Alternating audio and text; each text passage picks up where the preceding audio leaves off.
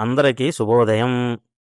ఈరోజు అనగా మార్చి 24, 2025న Visakhapatnam doctor YS Rajasekhara Reddy గారి స్టేడియంలో ఢిల్లీ క్యాపిటల్స్ మరియు లక్నో సూపర్ జైంట్స్ మధ్య ఐపీఎల్లో 2025 నాలుగో మ్యాచ్ జరగనున్నది.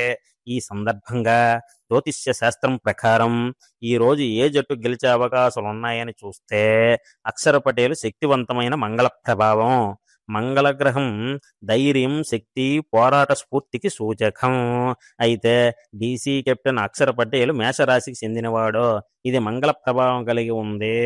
ఈ ప్రభావంతో అతను ధైర్యంగా నిర్ణయాలు తీసుకుని జట్టును సమర్థవంతంగా నడిపించే అవకాశం ఉంది.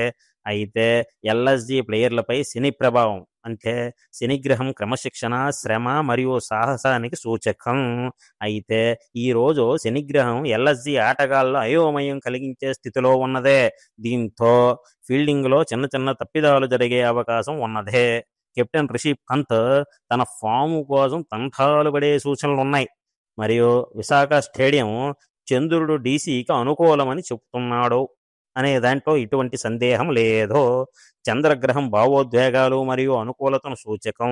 ఈరోజు చంద్రుని స్థానం డీసీ బ్యాట్స్మెన్లకు అనుకూలంగా ఉందనేది నమ్మదగిన విషయం. ఫాఫ్ డూప్లెసిస్ వంటి బ్యాట్స్మెన్లు మెరిపించే అవకాశాలు దండిగా ఉన్నాయి.